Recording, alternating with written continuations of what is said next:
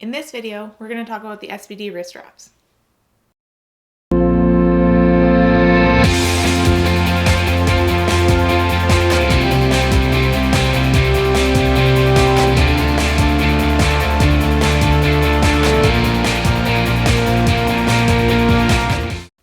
So the SBD wrist wraps come in two different versions. There's the stiff and the flexible. So the stiff is pretty rigid. It does break in with use, but if you go to pull it, you've got to put some effort into getting some stretch to it. The flexible, it moves a lot easier. You can still get a lot of support out of the flexible, so don't think I have to go with stiff if I need support. It just depends how much effort you want to put into wrapping them and how tight you actually like the wraps.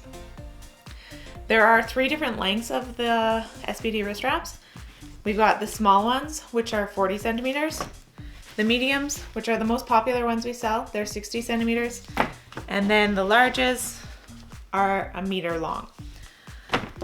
So you'll probably notice that there's two different versions. There's all red and there is black with red. The all red ones are the stiff wraps and the black outlined ones are the flexible wraps.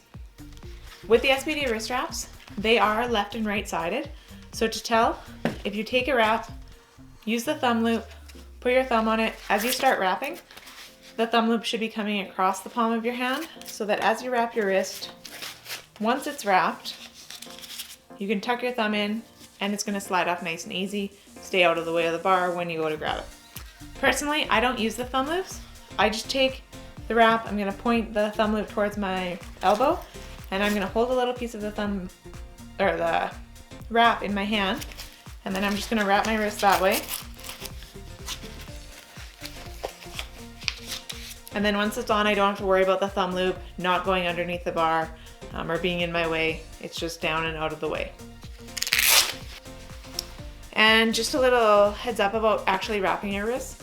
When you do wrap your wrists, you wanna make sure that you cover the actual joint and it's not below the joint, just holding the radius and ulna together.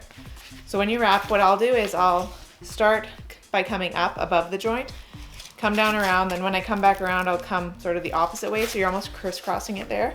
You've got a little bit of room to play with. The rule book says you can have 2 centimeters above the wrist and 10 centimeters below the wrist covered. So something like that where there's not a lot of flex that you can do within the joint. Too often I see people wrapping their wrists and they just wrap below the joint. So I'm gonna wrap there. And essentially I'm just creating a beautiful SBD bracelet, but my joint actually doesn't have any support.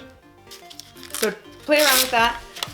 Try and wrap the actual wrist joint so that you have support there where you need it.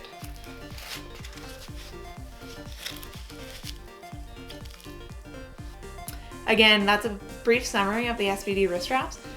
They come in 3 different lengths, small, medium, and large, and 2 different styles, flexible and stiff. What you choose is really personal preference, up to you. Talk to your friends, see what they like. My personal favorite is the medium flexible, if you want to try those ones out.